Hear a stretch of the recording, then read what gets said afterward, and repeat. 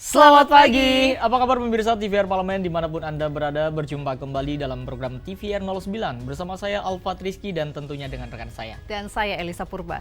Pemirsa, dalam 30 menit ke depan kami akan sajikan kepada Anda sejumlah berita nasional, khususnya dari sudut pandang DPR RI sebagai referensi Anda dalam memahami dinamika politik, hukum, ekonomi, sosial, dan budaya di Indonesia. Dan pemirsa TVR Parlemen, inilah TVR 09 selengkapnya.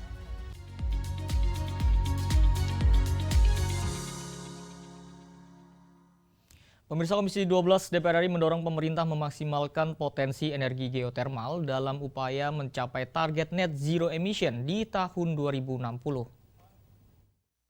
Indonesia dicatat memiliki potensi energi geotermal terbesar kedua di dunia atau mencapai 24.000 megawatt. Namun pemanfaatan energi panas bumi ini baru mencapai 10% dari total potensinya. Untuk itu Komisi 12 DPR RI mendorong pemerintah memaksimalkan potensi ini untuk memenuhi kebutuhan energi nasional. Wakil Ketua Komisi 12 DPR RI Bambang Haryadi mengatakan, dalam upaya mencapai target net zero emission di tahun 2060, pemerintah seharusnya dapat mengoptimalkan seluruh potensi energi baru terbarukan, salah satunya geotermal. Menurutnya pemerintah perlu meningkatkan pemanfaatan geotermal untuk pembangkit listrik tenaga panas bumi atau PLTP melalui Rencana Usaha Penyediaan Tenaga Listrik atau RUPTL. Ia menilai hal ini juga dapat membantu pemerintah dalam mewujudkan swasembada energi. Kita tahu bahwa pembangkit tenaga surya juga minim kan, air juga kita tidak terlalu besar kan, makanya geotermal ini salah satu solusi karena kita negara yang memiliki banyak gunung merapi gitu. Nah inilah salah satu sumber energi baru terbarukan ke depan yang bisa kita manfaatkan dengan maksimal gitu. Anggota Komisi 12 DPR RI Ratna Juitasari menilai, saat ini pemerintah belum memanfaatkan potensi energi geotermal secara maksimal karena serapan panas bumi baru mencapai 10%. Karenanya ia mendorong pemerintah menciptakan regulasi dan mengalokasikan anggaran untuk pengembangan EBT. Semoga pemerintah dalam hal ini bisa menunjukkan keberpihakannya secara regulasi maupun anggaran kepada sektor-sektor yang mengembangkan renewable energy yang ada di Indonesia. Dari Maluku Utara, Alfat Rizky, TVR Parlemen melaporkan. Pemirsa, kita beralih ke Komisi 3 DPR RI yang menekankan institusi kejaksaan harus bebas dari intervensi para oknum yang ingin mempengaruhi putusan hukum. Jaksa dituntut harus mengedepankan integritas dan profesionalismenya, khususnya untuk kasus korupsi.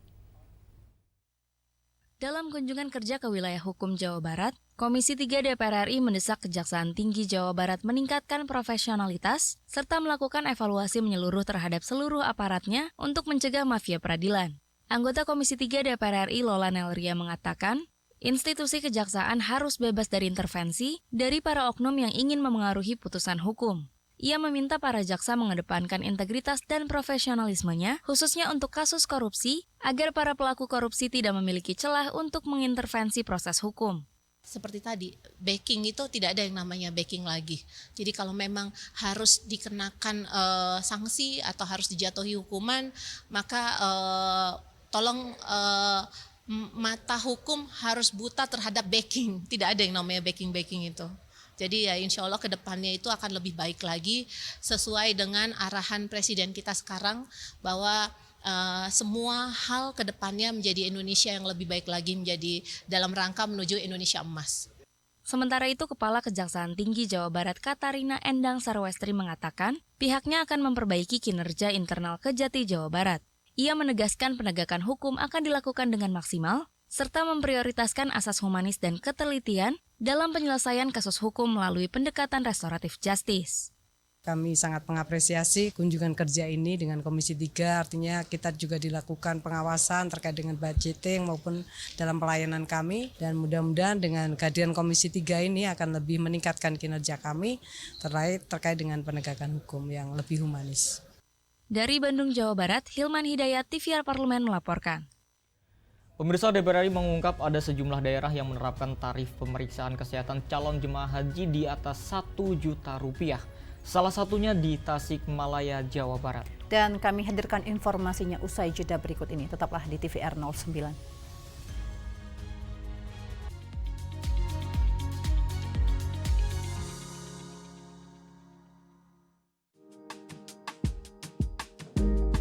Saya Hasbiallah Ilyas, fraksi Partai Kebangkitan Bangsa. Saya mencalonkan DPR RI atas perintah partai. Alhamdulillah terpilih.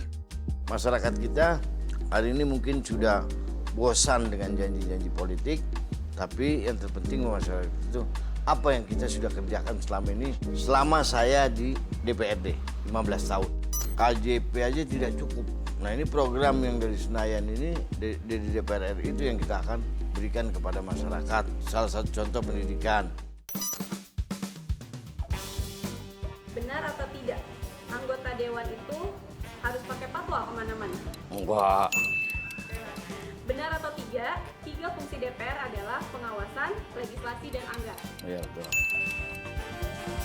Segera, hanya di TVR Parlemen.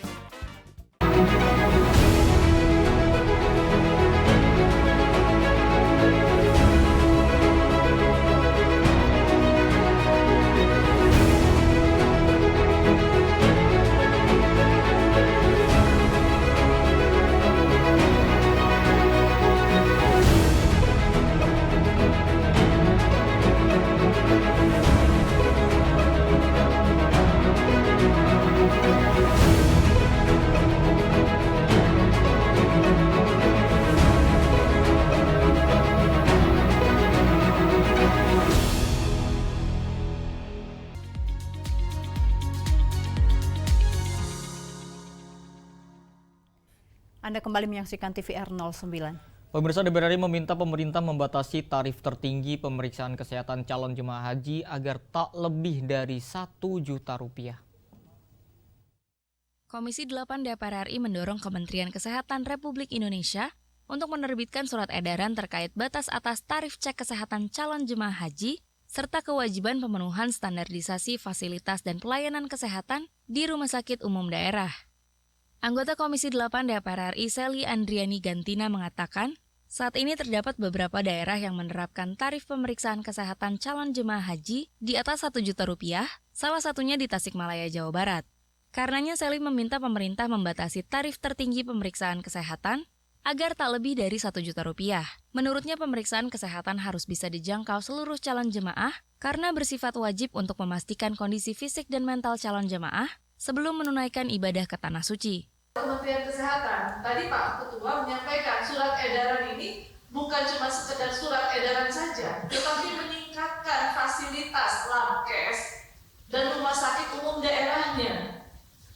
Tidak semua labkes maupun rumah sakit umum daerah seperti yang tadi disampaikan bahwa yang akan diperiksa itu ada 7 item, ada 9 item, tetapi fasilitas labkesnya kan beda-beda. Di luar itu SDM juga beda-beda. Mungkin di Kabupaten Tasikmalaya dengan di Kabupaten Pangandaran, SDM perawatnya, tenaga medisnya akan berbeda. Selain itu, Sely meminta Kemenkes untuk meningkatkan fasilitas dan pelayanan kesehatan di seluruh RSUD dengan menetapkan standarisasi nasional yang harus dipenuhi oleh setiap rumah sakit. Andini dan Adit, TVR Parlemen melaporkan.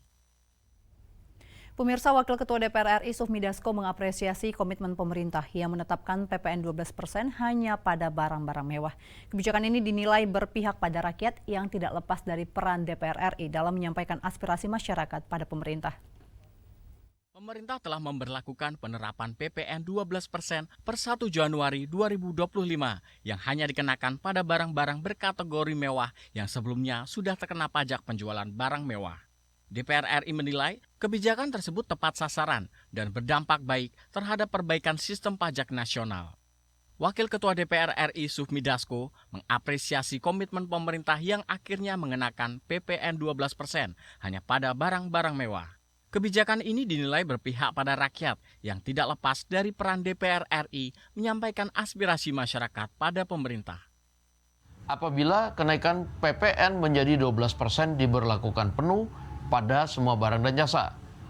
Ini tentunya pilihan yang sulit bagi pemerintah. Namun kami apresiasi yang sebesar-besarnya kepada pemerintah yang lebih mengedepankan kepentingan rakyat kecil. Ketua Komisi 7 DPR RI, Saleh Partaunan Daulay, juga mengapresiasi langkah pemerintah yang dinilai bijak dengan membatasi kenaikan PPN hanya untuk barang-barang mewah. Kenaikan PPN 12% dalam upaya mewujudkan ekonomi berkeadilan sosial. Selain itu, sistem kebijakan perpajakan diharapkan menjadi semakin adil dan pro rakyat. Keputusan politik dalam bidang perpajakan yang ditetapkan oleh Pak Prabowo ini adalah keputusan politik yang sangat populer, yang sangat populis, dan tentu harus kita dukung bersama. Sebab apa? Di mana-mana, di seluruh dunia, bahwa keputusan terkait dengan pajak ini adalah suatu keputusan yang sangat strategis dan sangat penting. Tim Liputan TVR Parlemen melaporkan.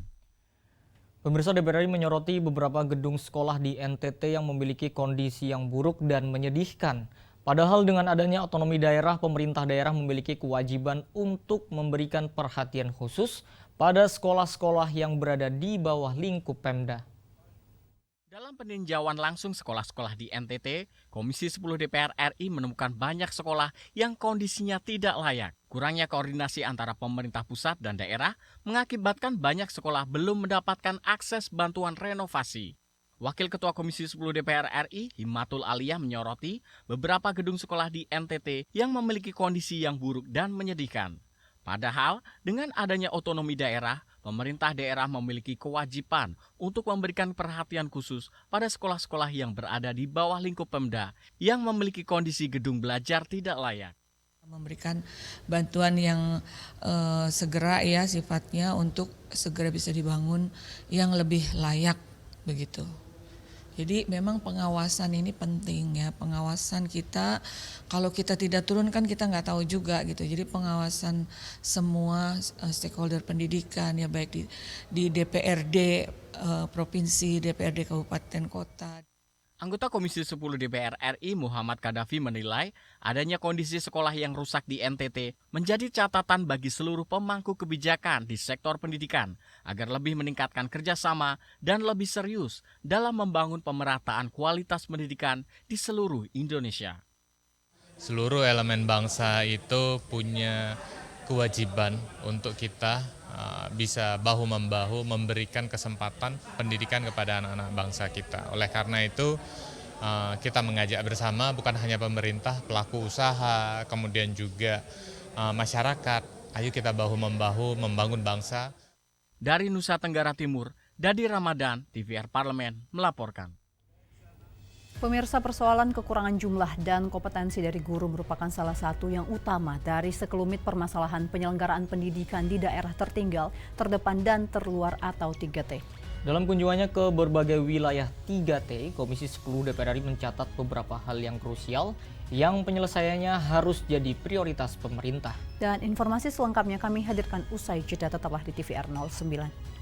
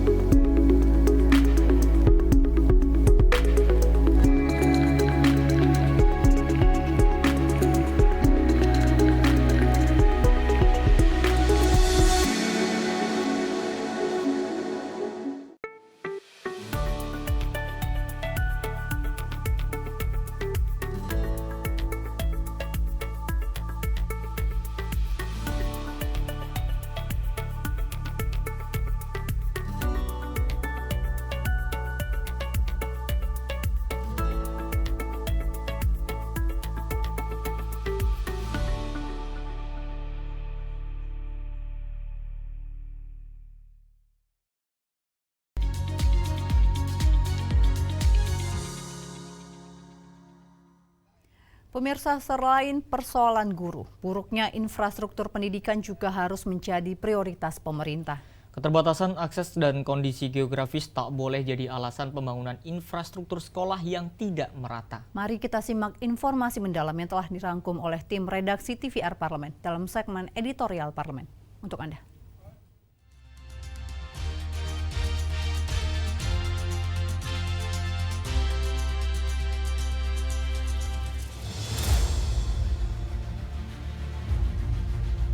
Kesenjangan pendidikan antara wilayah barat dan wilayah timur Indonesia bukanlah isu baru, melainkan fakta menahun yang tak terbantahkan.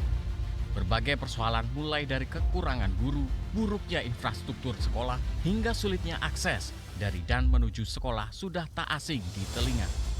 Namun, permasalahan pendidikan di wilayah ini tak boleh dianggap biasa. Pemerintah harus hadir dan menciptakan cara-cara baru untuk menyelesaikannya.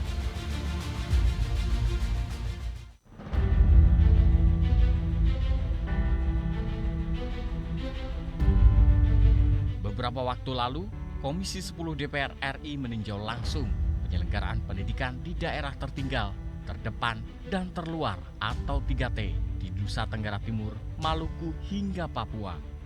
Melihat lebih dekat permasalahan pendidikan di wilayah ini, DPR mencatat beberapa hal krusial yang penyelesaiannya harus jadi prioritas pemerintah.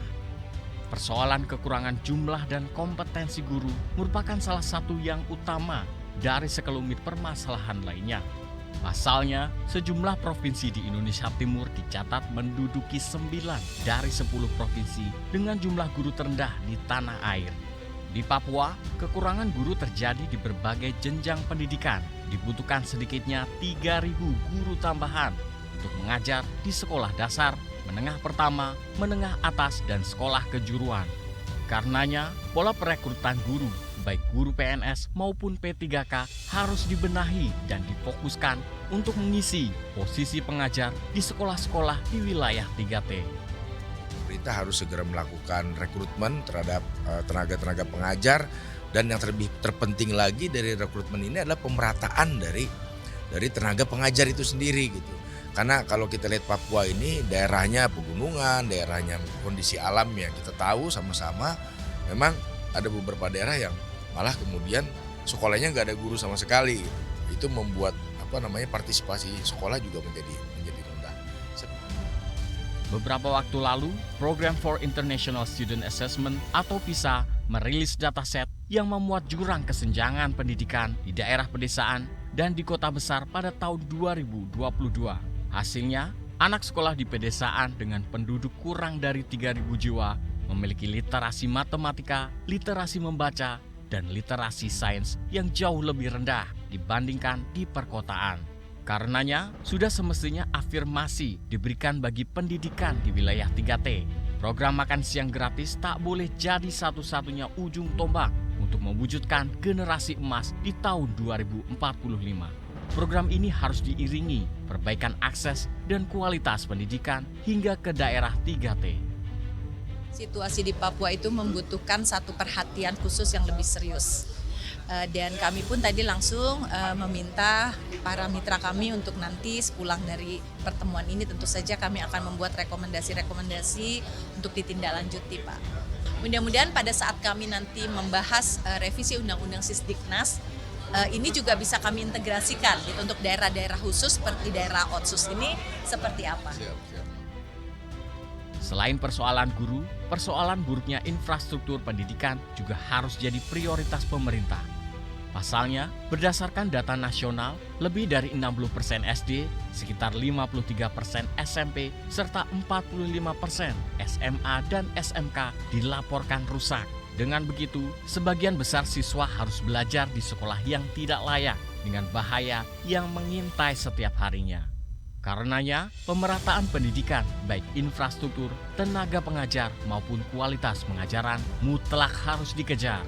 Pemerintah harus bekerja ekstra cepat dan ekstra keras agar angka partisipasi sekolah di wilayah 3T tak terus rendah, angka literasi tak terus anjlok, serta agar jurang kesenjangan tak terus melebar. Pendidikan merupakan hak konstitusional masyarakat yang harus ditunaikan oleh negara. Keterbatasan akses dan kondisi geografis tak boleh jadi alasan pembangunan infrastruktur sekolah yang tidak merata.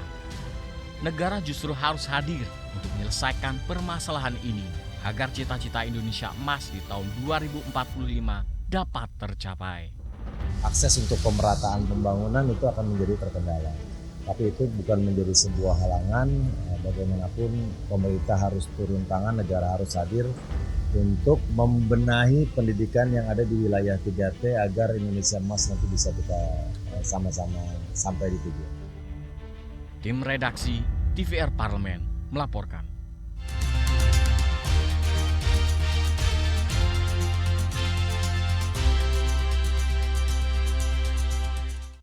Ya pemirsa, seperti yang kita ketahui, membaca ini menjadi salah satu hobi dari sebagian besar orang. Selain meningkatkan kecerdasan dan menambah wawasan, membaca juga dapat menjaga kesehatan mental, mengurangi resiko Alzheimer, dan meningkatkan daya ingat. Dan juga hobi yang sangat bermanfaat ini dapat kita nikmati nih pemirsa di Perpustakaan Yusuf Kalla yang merupakan perpustakaan terbesar yang sedang viral karena desain yang modern dan juga fasilitasnya yang lengkap. Seperti apa perpustakaan ini? Jangan kemana-mana, tetaplah bersama kami di TVR 09.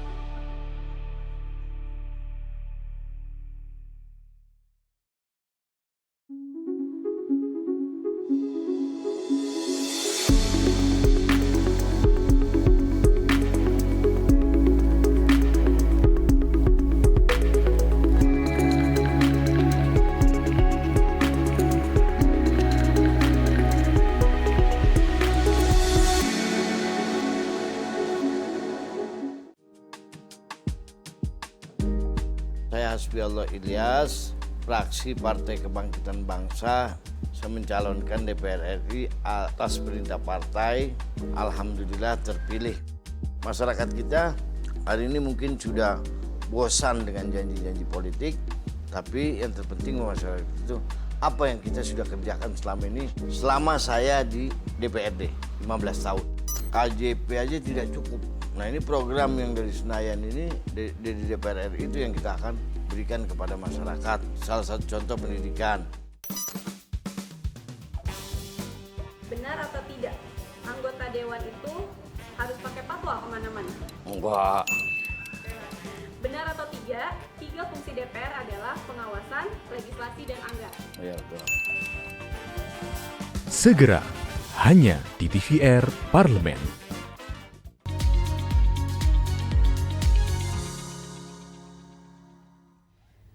Pemirsa, dinamai berdasarkan nama Wakil Presiden Indonesia ke-10 dan 12, Yusuf Kalla Library dibangun dengan tujuan untuk memperluas akses masyarakat terhadap pengetahuan dan juga informasi. Betul sekali Alfat, karena ini perpustakaannya dilengkapi dengan desain interior yang modern, minimalis dan juga cozy nih, dengan fasilitas modern yang lengkap. Nah, perpustakaan ini pemirsa menyimpan berbagai koleksi buku yang melimpah. Dan tentunya berbagai program edukasi dan fasilitas dari perpustakaan ini nih Elisa, dikonsepkan guna mendukung peningkatan literasi dan kualitas pendidikan negeri kita tercinta. Lalu pemirsa, seperti apa nih liputannya? Simak untuk Anda.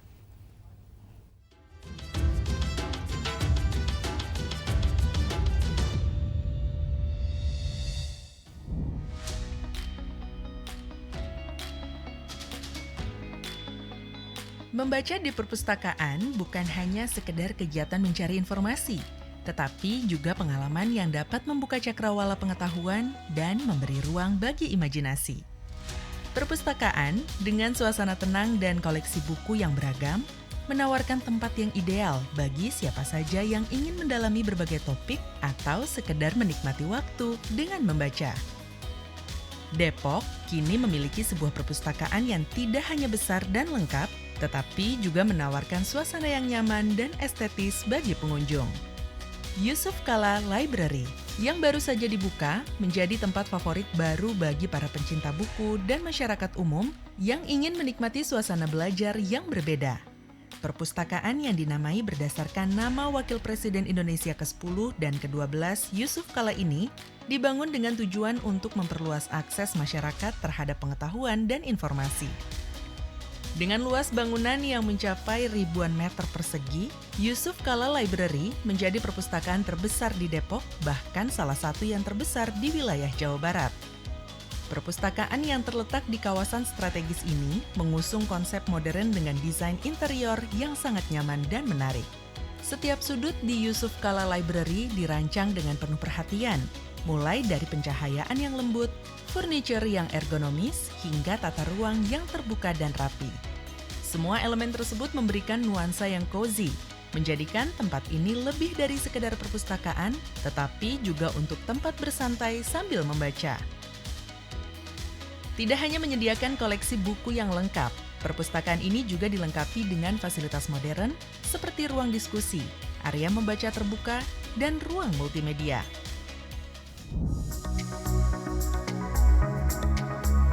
Yusuf Kala Library berupaya menciptakan suasana yang ramah bagi semua kalangan, mulai dari pelajar, mahasiswa, hingga keluarga yang ingin menikmati waktu bersama di tengah kesibukan kota.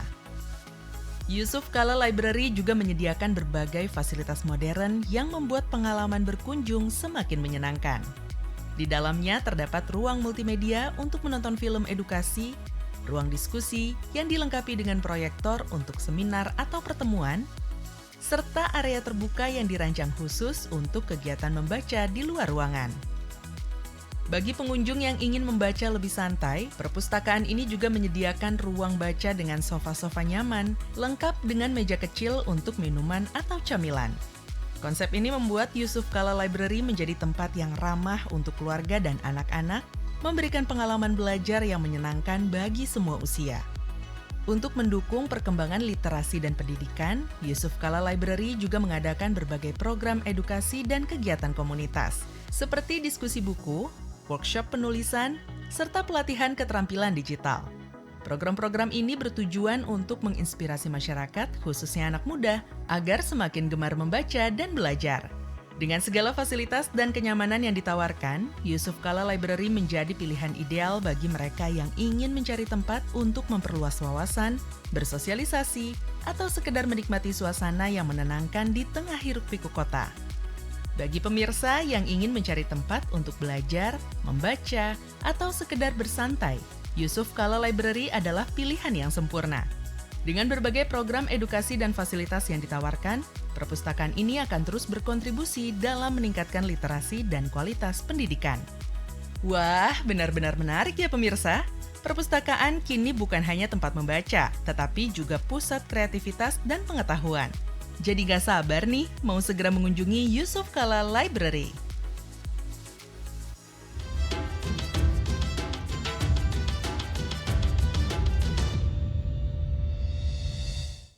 Itu dia informasinya untuk Anda pemirsa yang sekaligus menutup jumpa kita pagi ini. Dan di penghujung acara kami informasikan kepada Anda bahwa saat ini DPR RI sedang memasuki masa reses. Seluruh anggota Dewan kembali ke daerah pemilihannya masing-masing, melaksanakan fungsi representasi DPR, menyerap dan menindaklanjuti serta memberikan pertanggungjawaban kepada konstituen di daerah pemilihannya. Dan pemirsa, meskipun sedang masih masa reses, sejumlah agenda serta program DPR RI lainnya masih dapat Anda saksikan secara langsung di TVR Parlemen. Anda dapat mengaksesnya melalui kanal utama, kanal komisi, kanal alat kelengkapan Dewan lainnya, dan juga dapat Anda akses di tvrparlemen.dpr.go.id. Dan pemirsa TVR Parlemen, demikianlah TVR 09 edisi pagi ini. Kami segenap kru TVR Parlemen yang bertugas mengucapkan terima kasih telah menyaksikan.